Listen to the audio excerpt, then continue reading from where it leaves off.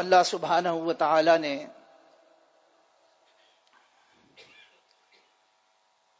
انسان کو جو نعمتیں عطا کی ہیں،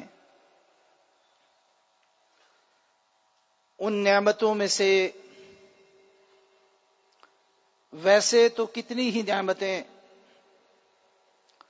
بہت ہی عظیم الشان، بڑی اور انسان کی زندگی میں اہمیت رکھنے والی ہیں، مگر سب سے بڑی نعمت جو اللہ سبحانہ و تعالی نے انسان کو عطا کی ہے، وہ انسان کا اللہ پر ایمان لانا، انسان کو اللہ کی معرفت اور پہچان حاصل ہو جانا، اور وہ انسان کا تعلق باللہ ہے، یعنی انسان کا تعلق اپنے رب کے ساتھ جڑ جائے۔ یہ انسان کے لیے سب سے بڑی نعمت، سب سے افضل نعمت، اور انسان کی زندگی میں آنے والی سب سے بڑی سہولت ہے۔ سہولت اس معنی میں کہ جب انسان کا اللہ کے ساتھ تعلق قائم ہو جاتا ہے تو انسان کی زندگی میں بڑی آسودگی، بڑی آسانی اور بڑی سہولت میسر آ جاتی ہے۔ کئی ایسے معاملات جن کے بارے میں انسان پریشان رہتا ہے، غم سمٹ کر اس کے سینے کو توڑنے اور جکڑنے میں مصروف رہتا ہے، پریشانیوں سے اس کا دماغ پھٹنے کو آتا ہے، بے بسی کی کیفیت ایسی ہوتی ہے کہ تمام تر اختیارات رکھنے کے باوجود بسا اوقات انسان کچھ نہیں کر پاتا۔ ایسے میں اللہ سبحانہ و تعالی کے ساتھ جو تعلق قائم ہوتا ہے، بندے اور رب کا جو تعلق ہوتا ہے، صرف وہی تعلق انسان کو آسودگی، راحت، آسانی میسر کر سکتا ہے۔ تعلق باللہ یعنی انسان کا اپنے اللہ کے ساتھ تعلق، یہ بڑی قیمتی متاع ہے، یہ بڑی ہی قیمتی چیز ہے۔ جتنی یہ قیمتی متاع اور جتنی یہ قیمتی شے ہے، بدقسمتی سے اتنا ہی اس کے بارے میں ہمارے ہاں غور و فکر کرنے اور اس قیمتی متاع کا اہتمام کرنے، اس کو حاصل کرنے، اس کو پروان چڑھانے اور اس کو سانسیں بند ہونے تک انسان کا اپنی زندگی میں قائم رکھنے اور باقی رکھنے کی کوششوں کے بارے میں آگاہی اور تصورات بالعموم معاشرے میں ٹھیک نہیں ہیں۔ اللہ سبحانہ و تعالی نے قرآن مجید میں ارشاد فرمایا، ان صلاتی ونسکی ومحیای ومماتی للہ رب العالمین۔ یہ بندے اور اللہ کے تعلق کی بنیاد ہے کہ انسان کی عبادات اور عبادات کی سرخیل عبادت، سب سے بڑی عبادت جو ہے وہ نماز ہے۔ جب نماز کا ذکر کیا گیا تو تمام عبادتیں اس کے اندر شامل ہیں، ونسکی اور ہر طرح کی قربانیاں، ومحیای ومماتی اور خلاصہ یہ کہ انسان کا جینا اور مرنا، انسان کی زندگی اور انسان کی موت، للہ رب العالمین، یہ سراسر اللہ سبحانہ و تعالی کے لیے۔ یہ ہے تعلق باللہ کی اساس اور بنیاد۔ اور یہ ٹیسٹ بھی ہے، اگر کسی شخص نے یہ ٹیسٹ کرنا ہو، جیسے اگر ہم کسی بیماری کا شکار ہو جائیں تو جانچنے کے لیے، ٹیسٹ کروانے کے لیے کسی لیبارٹری میں جاتے ہیں، دیکھتے ہیں کہ کہیں یہ بیماری موجود تو نہیں ہے، اور اگر بیماری موجود ہو، ٹیسٹ پازیٹیو نکل آئے تو پھر یہ دیکھتے ہیں کہ اس کا درجہ کیا ہے، کس مرحلے پہ ہے، معمولی نوعیت کی ہے، کچھ سنجیدہ نوعیت کا مسئلہ ہے، یا پھر خطرہ زیادہ ہے۔ بعینہ ہی، اسی طرح اللہ سبحانہ و تعالی نے قرآن مجید میں تعلق باللہ کے حوالے سے یہ بات بیان کر کے ایک معیار بھی قائم کر دیا۔ اب ہر شخص کے پاس بڑی آسودگی سے، بڑی سہولت سے یہ معیار موجود ہے کہ وہ چیک کر لے، دیکھ لے، ان صلاتی و نسکی و محیایا و مماتی للہ رب العالمین، کیا میری عبادتیں، نمازیں اللہ سبحانہ و تعالیٰ کے لیے؟ کیا میرے خرچ کرنے کے معاملات جو ہیں، جو قربانیاں میں کرتا ہوں، جو صدقات میں کرتا ہوں، خیرات میں دیتا ہوں، کیا یہ اللہ کی خوشنودی کے لیے ہیں؟ ومحیایا، اور کیا میری ساری زندگی کے معاملات اللہ سبحانہ و تعالیٰ کو خوش کرنے کے لیے ہیں؟ اور کیا میں نے مرنے کے لیے بھی کوئی ایسی تیاری کر رکھی ہے کہ اس خیال کے تحت کہ معاملہ اللہ کے سامنے پیش ہونا ہے اور پھر میں نے بھی پیش ہو جانا ہے؟ اگر تو اس معیار پر انسان پورا اترے تو بڑا ہی خوش قسمت انسان ہے، بڑا ہی خوش قسمت انسان ہے۔ اور اسی لیے اللہ سبحانہ و تعالی نے فرمایا وما امروا الا لیعبدوا اللہ مخلصین لہ الدین، کہ اللہ سبحانہ و تعالی کی طرف سے حکم بس اتنا ہی آیا ہے کہ اللہ کی بندگی کی جائے، مخلصین لہ الدین حنفاء للہ، اور انسان اپنے آپ کو یکسو کر دے اللہ سبحانہ و تعالی کی طرف۔ اور یہ یکسو ہونا کیا ہے؟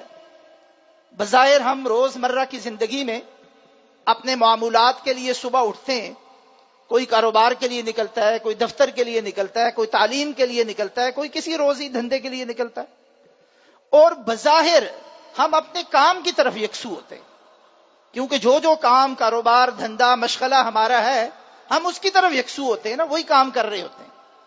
اسی لیے اللہ سبحانہ و تعالی نے کہا کہ مطلوب یہ ہے کہ بظاہر جسمانی طور پر بظاہر تم اپنے کاموں کی طرف یکسو ہو، مگر مطلوب یہ ہے کہ دراصل تمہارا ذہن، تمہارا خیال اور تمہارا دل حنفاء للہ، اللہ کی طرف تعلق بنا ہوا ہو، اٹکا ہوا ہو۔ اذان کی آواز آئے، ایک بے قراری انسان کے اندر پیدا ہو جائے کہ میں نے یہ سب کچھ چھوڑ کے اللہ سبحانہ و تعالیٰ کے حضور پیش ہونا ہے۔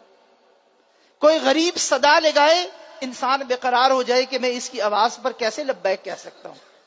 کسی مسلمان کی اشک شوئی کرنی ہو، وہ بے قراری میں ہو، محتاج ہو، پریشانی میں ہو، انسان کے اندر ایک اضطراب پیدا ہو جائے کہ میں نے اس کے لیے کیا کر سکتا ہوں، اس کو میں کیسے اس مشکل سے نکال سکتا ہوں۔ یہ ہے اللہ سبحانہ و تعالیٰ کی طرف انسان کا تعلق، اور یہ بڑا قیمتی تعلق ہے۔ اس کی قیمت انسان کو اس وقت پتہ چلتی ہے، اس کا احساس انسان کو اس وقت ہوتا ہے کہ جب بندے کو اللہ کی ضرورت پڑتی ہے، جب انسان اپنی عیش و مستی میں ہو، اپنی قوت و جرت میں ہو، اپنی جوانی اور حاکمیت میں ہو، اس وقت اکثر کو اللہ سبحانہ و تعالی کے ساتھ یہ تعلق بھول جاتا ہے۔ الا من رحم ربی، مگر وہ جس پر اللہ ہمارا رب مہربانی کرے، عموماً انسان بھول جاتا ہے۔ اور پھر یاد کب آتا ہے؟ کہ انسان جوانی کے ایام میں ہے، پڑھ لکھ گیا ہے، یہ دنیاوی ڈگریاں لے کر گھوم پھر رہا ہے، روزگار نہیں ہے، بے روزگاری ہے، ایک دفتر سے بھی انکار، دوسری در سے بھی انکار، تیسرے سے بھی انکار، پریشان حال، ادھر سے سفارشیں کروا رہا ہے، ادھر سے سفارشیں کروا رہا ہے، کہیں سے کوئی بات بن نہیں رہی۔ گھر گھر کی کہانی ہے کہ نہیں ہے؟ جب انسان بے بس ہو جائے تو پھر خیال آتا ہے اللہ، پھر انسان اللہ کی طرف لوٹتا ہے، یا اللہ کچھ میری مدد فرما دے، تعلق باللہ، پھر اس کو تعلق باللہ یاد آتا ہے۔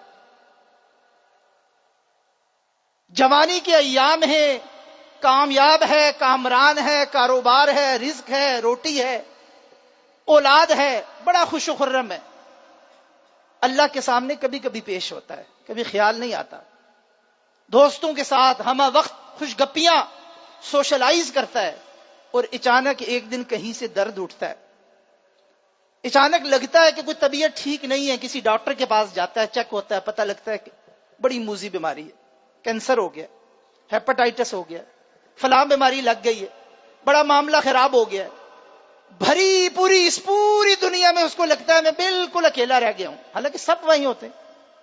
ایک لحظہ پہلے جو صورتحال تھی ابھی بھی وہی صورتحال ہے، مگر اس کو کیا لگتا ہے؟ اکیلا ہو گیا ہوں۔ کیا یاد آتا ہے؟ اللہ۔ اور پھر اس کو قرآن مجید سے صلات یا ان اللہ مع الصابرین، اللہ صبر کرنے والوں کے ساتھ ہے۔ کوئی تعلق تو بنا، کوئی رابطہ جوڑ تو صحیح۔ اللہ موجود ہے، جب کوئی موجود نہیں اللہ سبحانہ و تعالی موجود ہے، تعلق بنا تو صحیح، اللہ کی طرف رجوع کر تو صحیح۔ کامیاب کاروبار ہے، چلتی پھرتی دنیا ہے، یہ دینے والا ہاتھ ہے، اوپر والا ہاتھ ہے، اچانک نقصان ہو جاتا ہے، چلتے پھرتے فٹ پاتھ پہ آ جاتا ہے، بڑا پریشان ہے۔ وہ تمام دوست، سوشل سیٹ اپ جو صبح شام اس کے ارد گرد ہوتا تھا، سب کترانے لگ گئے، فون اٹھانے لوگوں نے سننے بند کر دیے۔ معلوم ہے کہ یہ مدد مانگے گا، قرض مانگے گا، اکیلا، بالکل اکیلا رہ گیا، گھر سے بھی تانے مل رہے ہیں، پریشانی کا شکار ہے۔ ایسے میں پھر اللہ یاد آتا ہے، ان اللہ مع الصابرین، اللہ تو صبر کرنے والوں کے ساتھ ہے۔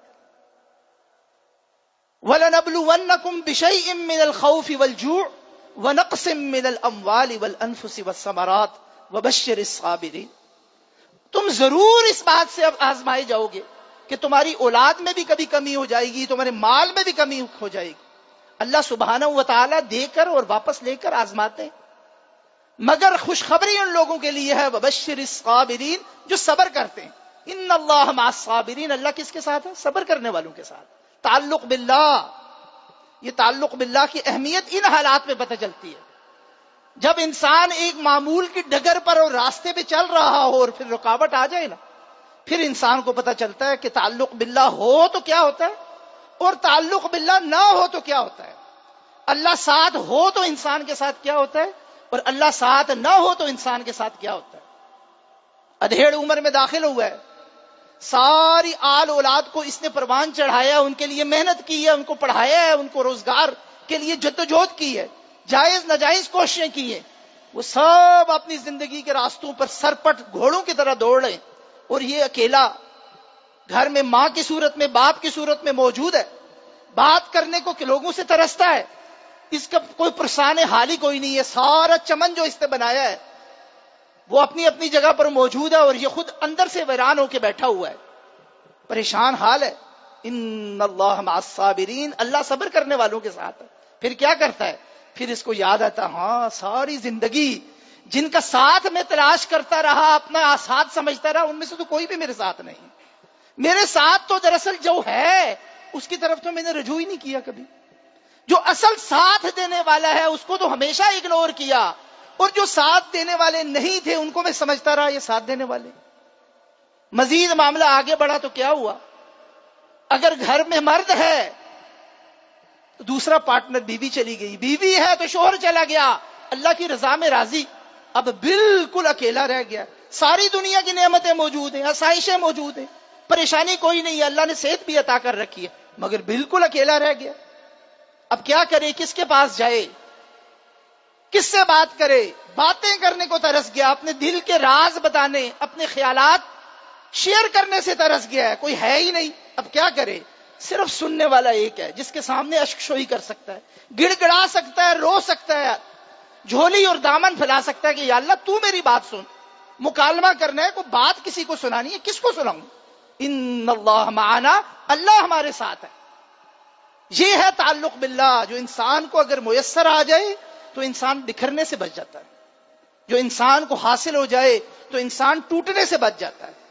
یہ تعلق باللہ انسان کی زندگی میں شامل ہو جائے، انسان فرسٹریشن سے بچ جاتا ہے، نفسیاتی مریض ہونے سے بچ جاتا ہے، انسان پاگل ہونے سے بچ جاتا ہے۔ اور جن کو نہیں میسر ہوتا، جنہوں نے اللہ کو اپنی زندگی سے نکال دیا، جو تعلق باللہ کی لذت، حلاوت اور مٹھاس اور اس مزے سے محروم ہو گئے، وہ زندگی کی ہر اس موڑ پر جس کی طرف میں نے اشارہ کیا ہے، وہ ٹوٹتے ہیں، بکھرتے ہیں، فرسٹریشن کا شکار ہوتے ہیں، پریشانیوں کا شکار ہوتے ہیں۔ کیوں؟ اس لیے کہ ان کو کہیں سے یہ صدا نہیں ہوتی، ان اللہ معنا، بے شک اللہ ہمارے ساتھ ہے۔ یہ اللہ کی معیت، اللہ کے ساتھ انسان کا تعلق، اور اللہ کا بندے کے ساتھ ہونا، اور بندے کا اپنے رب کے ساتھ راز و نیاز کرنا، یہ ایک دل اور قلب کا اللہ کی طرف رجوع کرنا، یہ بہت بڑی نعمت ہے۔ آج کی اس مادی دور میں، آج کی اس نفسا نفسی کے دور میں، تعلق باللہ کی اس بنیاد کو اور اس اہمیت کو ہم نے کھو دیا۔ بہت سے اللہ کے بندے اور بندیاں نمازیں بھی پڑھتے ہیں، عبادتیں بھی کرتے ہیں، اللہ کی مسجدوں میں اور گھروں میں حاضری بھی دیتے ہیں، اپنی زندگی کو اللہ کے بتائے ہوئے اصولوں کے مطابق چلانے کی کوشش بھی کرتے ہیں۔ معاملہ یہ بن گیا کہ وہ بھی تعلق باللہ کی اس بنیاد سے واقف نہیں رہے۔ یہ بڑی ایک شعوری چیز ہے، یہ کوئی لاشعوری چیز نہیں ہے۔ اس کے لیے انسان کو وقت نکالنا پڑتا ہے، اس کے لیے انسان کو تنہائی میں بیٹھ کے غور کرنا پڑتا ہے، اس کے لیے انسان کو سوچ سمجھ کر شعوری طور پر رب کے ساتھ ایک تعلق قائم کرنا پڑتا ہے۔ یہ بڑی اہمیت والی چیز ہے۔ اللہ سبحانہ و تعالیٰ اگر اسے دے دیں، یہ انسان کی زندگی میں آ جائے، انسان کو یہ تعلق باللہ مل جائے، تو پھر انسان کی زندگی بڑی آسودہ ہو جاتی ہے، انسان کی زندگی میں بڑی آسانیاں پیدا ہو جاتی ہیں۔ اور اس کا نتیجہ کیا نکلتا ہے کہ پھر بندہ اپنی خلوت میں، اپنی جلوت میں اللہ سبحانہ و تعالیٰ سے ڈرتا ہے، اور جب اپنی خلوت اور جلوت میں اللہ سبحانہ و تعالیٰ سے ڈرتا ہے تو پھر وہ موقع آ جاتا ہے جس کے بارے میں نبی کریم صلی اللہ علیہ وسلم نے فرمایا، اذا رؤوا ذکر اللہ، جب اللہ کے ایسے بندوں کو تم دیکھتے ہو نا، تمہیں اللہ یاد آ جاتا ہے۔ کیوں؟ اس لیے کہ ان کا تعلق اللہ کے ساتھ ایک ایسا تعلق ہے جو محبت پر مبنی ہے، جو اخلاص پر مبنی ہے، اور یہ دراصل اصل تعلق ہے جو اس دنیا میں قائم کرنے کی ضرورت ہے۔ ہم نے کیا کر دیا؟ ہم نے اس تعلق کو بجائے روحانیت کے نام پر بھی وہ تعلق قائم کرنے شروع کیے ہیں جو اللہ کی طرف لے جانے والا راستہ نہیں ہے۔ ہم نے روحانیت کے نام پر، نام نہاد تصوف کے نام پر، اللہ کی معرفت کے نام پر، اللہ کی قرب کے نام پر ایسے ایسے معاملات شروع کر دیے کہ اللہ سبحانہ و تعالیٰ کے ساتھ تعلق قائم ہونے کے علاوہ باقی ہر قسم کا تعلق قائم ہو جاتا ہے، مگر اللہ کے ساتھ انسان کا تعلق قائم نہیں ہوتا۔ یہ بات یاد رکھیے، انسان کی ساری عبادات، انسان کے سارے شریعت کے مطابق معاملات، انسان کے سارے اخلاق شریعت کے مطابق، سب کا مقصود اور ہدف اللہ سبحانہ و تعالیٰ کی ذات کے ساتھ تعلق اور محبت ہے۔ یہ دین کا خلاصہ ہے، یہ دین کو مطلوب ہے، یہ مقصد اولا و اول ہے۔ اگر یہ مقصد انسان کی زندگی میں نہیں آ رہا، باقی سب چیزیں ثانوی ہیں۔ ہدف اور نصب العین یہ ہے کہ انسان اپنے رب کی معرفت حاصل کرے، اللہ کے ساتھ تعلق میں بندھ جائے، باقی سب اس کے وسائل ہیں۔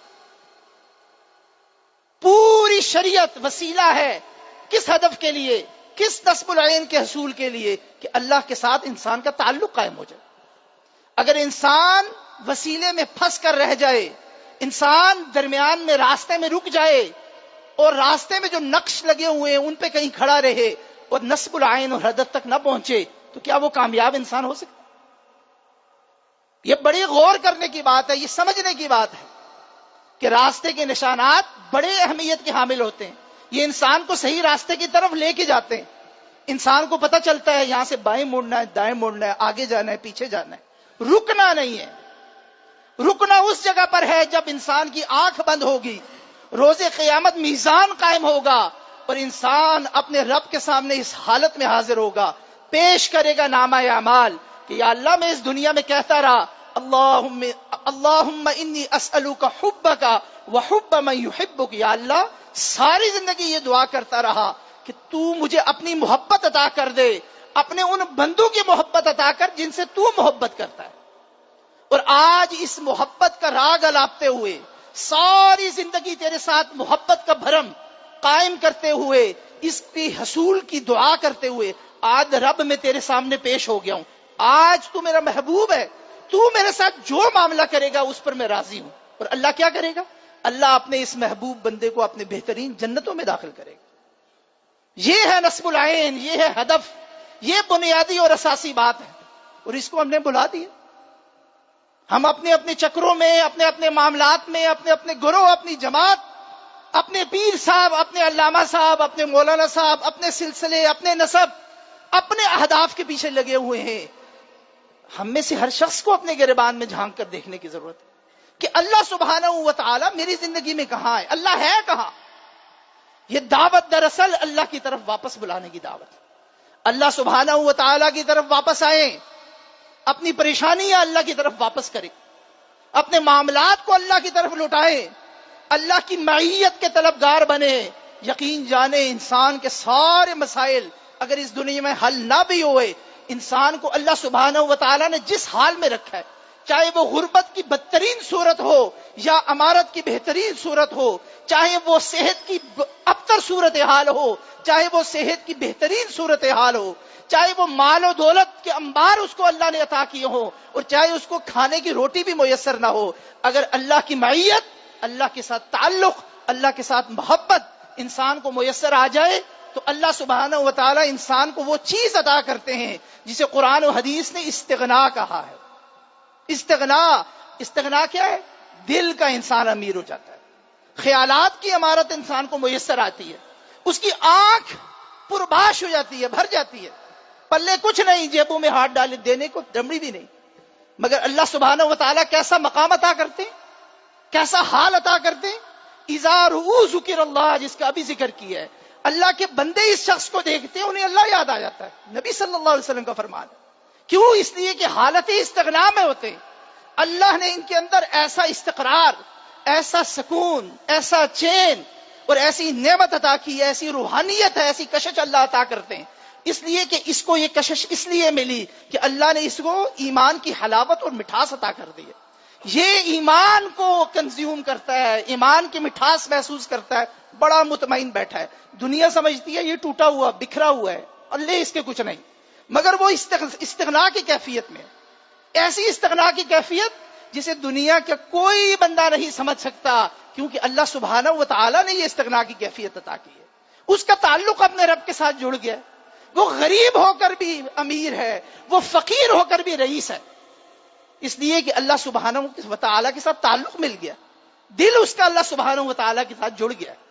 اور قرآن مجید میں ایک اور مقام پہ اللہ نے پھر کیا فرمایا کہ ایسے لوگ کہ اولئک حزب اللہ الا ان حزب اللہ هم الغالبون، کہ یہ اللہ کے گروہ اور اللہ کی جماعت میں شامل ہو جاتے ہیں۔ غور فرمائیں کتنی بڑی بات ہے۔ آج ہم سیاسی جماعتوں کو، مذہبی جماعتوں کے، اپنے ایتھنک جماعتوں کے ممبر بنتے ہیں نا کہ جی کچھ حاصل کر لیں گے، دنیا میں کچھ فائدہ میسر ہو جائے گا۔ اللہ سبحانہ و تعالیٰ اعلان فرما رہے، اللہ کہتے ہیں کہ ایسے لوگ آؤ مجھے، یعنی اللہ سبحانہ و تعالیٰ کی ذات پر دنیا کی ہر چیز قربان کر دو، اپنی رشتہ داریوں کو قربان کر دو، اپنے تعلقوں کو قائم کر دو، اپنے نسب کو قائم کر دو، ہر چیز کو چھوڑ دو، اللہ کو اولیت اور فوقیت دو۔ نتیجہ کیا ہوگا؟ تم اللہ کی جماعت اور اللہ کی پارٹی میں شامل ہو جاؤ گے۔ جو بندہ اللہ کی جماعت اور اللہ کی پارٹی میں شامل ہو گیا، حزب اللہ، اللہ کی جماعت، جو اس میں شامل ہو گیا اس کا اللہ کے ساتھ تعلق قائم ہو گیا نا۔ جس کا اللہ کے ساتھ تعلق قائم ہو گیا پھر وہ اس کو کوئی توڑ سکتا ہے؟ اس کو کوئی پریشان کر سکتا ہے؟ یہ آج ہماری پریشانیاں، آج معاشرے میں فرسٹریشن، اور آپ جا کے نفسیات کے ماہرین سے پوچھیں، سائیکالوجسٹ سے پوچھیں یا سائیکیٹرسٹ سے پوچھیں، عجیب حالات اس معاشرے کے ہم نے بنا دیے ہیں۔ اپنے آپ کو مسلمان کہنے والے جوان، ایک تو ہے نا، چلے وہ لوگ جو بوڑھے ہو گئے ان کے آزاد جواب دیں گے، ان کو فزیکل بیماریوں نے اس حد تک بیچاروں کو پریشانی کا شکار کر دیا کہ نفسیاتی طور پر کچھ بیماریوں کا شکار ہو گئے، ان کا تو کسی درجے میں قابل فہم ہے۔ نوجوان بچے اور بچیاں سائیکالوجسٹ کے کلینک کے باہر اور سائیکیٹرسٹ کے کلینک کے باہر، ماہر نفسیات کے کلینکس کے باہر کھڑے، لائنیں لگا کر کھڑے، نیند نہیں آ رہی، دوائیاں پہ دوائیاں کھا رہے ہیں، اپنی صحتوں کو برباد کر رہے ہیں۔ اللہ کی طرف آؤ، اللہ کے بندو، یہ قرار، سکون، چین یہ صرف ایک حال میں میسر ہوگا، اپنے معاملات سارے نکال کے اللہ کے سپرد کر دو۔ معیت اللہ، اللہ سبحانہ و تعالیٰ کے قرب، اللہ سبحانہ و تعالیٰ کے ساتھ محبت، اس کے طلبگار بنو۔ اور یہ صرف باتیں کرنے سے نہیں ہوگا، یہ عمل کرنے کا کام ہے۔ کسی نماز کے بعد دن میں 4 منٹ، 5 منٹ، 10 منٹ کچھ لحظے نکال کر غور و فکر کرو، اپنا تعلق اللہ کے ساتھ جوڑو، سوچو یا اللہ آج میں نے تیرے لیے کیا کیا ہے، اور جو سارے کام تیری نافرمانی میں کیے ہیں نا یا اللہ کر بیٹھا ہوں، اب تو معاف فرما دے۔ سید الاستغفار پڑھو، اللہم انت ربی لا الہ الا انت خلقتنی وانا عبدک وانا علی عہدک ووعدک ما استطعت اعوذ بک من شر ما صنعت ابوء لک بنعمتک علی وابوء بذنبی فاغفر لی، اللہم اغفر لی فانہ لا یغفر الذنوب الا انت۔ ہر روز اللہ سبحانہ و تعالیٰ کی طرف تعلق قائم کرو اور کہو یا اللہ روز یہ کام کرتا ہوں، پھر تیری نافرمانی کرتا ہوں، ایک نہیں بار بار نافرمانی کرتا ہوں، مگر پھر تیرے پاس آتا ہوں. سید الاستغفار کے یہ الفاظ نبی کریم صلی اللہ علیہ وسلم تیرے محبوب نے سکھلائے. یا اللہ یہ پیش کرتا ہوں, میرے پلے تو یہی ہے. پورے صدق دل کے ساتھ اللہ کے سامنے پیش کر دیں. انسان کا بدن بالکل ہلکا اور وجود بالکل اس قرار اور چین میں آ جاتا کہ معاملہ اللہ کے سپرد کر دیا. اب اللہ جانے اور میرے اعمال جانے, انشاءاللہ وہ معاف فرمائے گا. شرط صرف یہ ہے کہ انسان رجوع اللہ کرے, اللہ کی طرف اخلاص کے ساتھ, اللہ کی طرف پوری توجہ کے ساتھ اپنا تعلق قائم کرے. اور چونکہ موضوع طویل ہے اور لمبا ہے کہ اللہ کے ساتھ یہ تعلق قائم ہوگا کیسے, یقیناً یہ عبادات کے ذریعے قائم ہوگا. یہ انسان کو محنت کے ذریعے قائم کرنا پڑے گا. اس کے لیے بڑی ریاضت کرنی پڑے گی. یہ بڑا قیمتی تعلق ہے اور قیمتی چیزیں ویسے نہیں ملتی. اس دنیا کی چھوٹی موٹی قیمتی چیزیں انسان کی پوری زندگی کے بعد انسان کو میسر آتی ہیں. بڑی کثرت کرنی پڑتی ہے, بڑی محنت کرنی پڑتی ہے, بڑی ریاضت کرنی پڑتی ہے, بڑا کشٹ کاٹنا پڑتا ہے, پھر جا کے قیمتی چیز انسان کو ملتی ہے. یہ تو سب سے قیمتی متاع اور چیز کہ اللہ سبحانہ و تعالیٰ کے ساتھ تعلق, اللہ کے ساتھ انسان کی محبت, یہ انسان کو مانگنی پڑتی ہے, طلب کرنی پڑتی ہے. اس کے لیے ریاضت کرنی پڑتی ہے, اس کے لیے محنت کرنی پڑتی ہے, اس کے لیے سجدے کرنے پڑتے ہیں, اس کے لیے عبادتیں کرنی پڑتی ہیں, اس کے لیے لوگوں کے دل جیتنے پڑتے ہیں, اس کے لیے اپنے اندر سے حسد, حقد, رقابت ختم کرنی پڑتی ہے. اس کے لیے انسان کے اندر جو رذائل اخلاق ہیں ان کو مٹا کر جو فضائل اخلاق ہیں, اچھے اخلاق ہیں, وہ قائم کرنے پڑتے ہیں. یہ آسان قائم نہیں ہے. اس کے لیے صلہ رحمی کرنی پڑتی ہے, اس کے لیے اپنے حق سے ہٹنا پڑتا ہے, اس کے لیے ایثار اور قربانی کا جذبہ پیدا کرنا پڑتا ہے. اس کے لیے انسان کو ساری دنیا کے معاملات کو چھوڑ کر صرف اللہ کی خوشنودی کے لیے ہر معاملہ کرنا پڑتا ہے. پھر نتیجہ نکلتا ہے کہ اللہ انسان کی زندگی میں آتا ہے. یہ آسان کام نہیں ہے, یہ بڑا مشکل کام ہے. مگر میرے اور آپ کے لیے ضروری کیا ہے, وہ یہ کہ اس کا آغاز کریں. باقی اس کی منزل پر پہنچانا, اس کی منزلوں میں, یہ اللہ سبحانہ و تعالیٰ کی دین ہے. یہ اللہ کی عطا ہے کہ وہ جس کی محنت کے مطابق, جس کی نیت کے مطابق, جس کے اخلاص کے مطابق جس پر جتنی مہربانی کر دے. یہ اللہ سبحانہ و تعالیٰ کی عطا کا معاملہ ہے. یہ ہمارے لیے صرف محنت, میرے اور آپ کی ذمہ داری کیا ہے, بس اس راستے کے مسافر بن جائیں. باقی منزل کون سی اللہ نے ہمارے لیے لکھی ہے یہ اللہ سبحانہ و تعالیٰ جانتا ہے. اور انسان اس راستے کا راہی بن جائے, انسان تعلق باللہ کے راستے کا مسافر بن جائے, انسان کی زندگی میں آسانی پیدا ہوتی ہے, سہولت پیدا ہوتی ہے. انسان کو اللہ سبحانہ و تعالیٰ صبر دیتا ہے, انسان کو اللہ سبحانہ و تعالیٰ اس کی شخصیت کو ظاہری معنوں میں مکمل کر دیتا ہے. اور یہ ہوا فکر کی وقت کی پریشانی, کوئی ادھر نکل گیا تو پریشانی, کوئی ادھر نکل گیا تو پریشانی, کوئی معاملہ ابھی ہوا نہیں تو اس کو پریشانی لگی ہوئی ہے, اور ہما وقت یہ دوسروں کو بھی بے چین کیے ہوئے ہے, اپنی ذات کو بھی بے چین کیے ہوئے ہیں. اس کی ذات اس کے لیے بھی مشکل, لوگوں کے لیے بھی مشکل بنی ہوئی ہے. اس کا واحد حل یہ ہے کہ انسان اپنے معاملات اللہ کے سپرد کر دے. تعلق باللہ, اللہ سبحانہ و تعالیٰ نے بڑا ہی قیمتی تعلق قرآن میں جگہ جگہ کھول کر ہمارے لیے بیان کیا. یہ ہمارے فائدے کی بات ہے. اس سے اللہ سبحانہ و تعالیٰ کو کوئی فائدہ نہیں, وہ تو بے نیاز ہے نا. اللہ الصمد لم یلد ولم یولد. ہم ساری دنیا کے لوگ اللہ سبحانہ و تعالیٰ کے ساتھ تعلق نہ بھی بنائے, اللہ کو سرے منہ کو فرق نہیں پڑتا.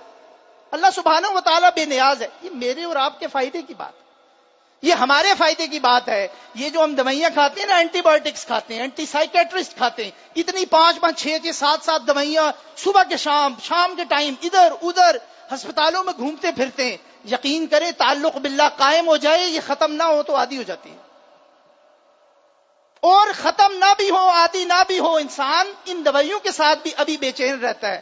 پھر اللہ سبحانہ و تعالیٰ ان کے اندر برکت پیدا کر دیتے ہیں, ان کے اندر انسان کے لیے شفا قائم کر دیتے ہیں. انسان بڑا قانع ہو جاتا ہے, اور جب اپنے رب کے سامنے پیش ہونے کا وقت آتا ہے اس وقت بھی کلمہ شکر ہی اس کی زبان پر ہوتا ہے. پریشانی اور فکر نہیں ہوتی. اس کو پتا ہے کہ جی میں ایک بہت عظیم الشان رب کے سامنے پیش ہونے جا رہا ہوں, بڑی بہترین انشاءاللہ وہ ہماری میزبانی کرے گا. یہ قناعت, یہ شکر, یہ جذبہ انسان کے اندر سوچنے کی یہ صلاحیت صرف اور صرف اس وقت پیدا ہوتی ہے جب انسان تعلق باللہ کو مضبوط کر لے, تعلق باللہ کو قائم کر لے. تو اللہ سبحانہ و تعالیٰ سے دعا ہے کہ اللہ اپنی معرفت ہمیں عطا فرمائے, اللہ اپنی پہچان ہمیں عطا فرمائے. اس معرفت اور پہچان کے ساتھ اپنے ساتھ تعلق قائم کرنے کی وہ تمام صورتیں ہماری زندگی میں قائم کرے, استوار کرے, جس کے نتیجے میں وہ خوش ہوتا ہے, وہ جائز صورتیں، سنت کے مطابق اللہ سے تعلق قائم کرنے کی صورتیں جو اللہ کے نبی کریم صلی اللہ علیہ وسلم نے بتلائی ہیں، عمل کر کے دکھایا ہے اسلاف اور صحابہ نے کہ اس طریقے پر چل کے آؤ تو اللہ سبحانہ و تعالیٰ کی خوشنودی، اللہ کا ساتھ اور اللہ کی معیت میسر ہوتی ہے۔ سبحانک اللہم و بحمدک، اشہد ان لا الہ الا انت، سبحانک، استغفرک و اتوب الیک۔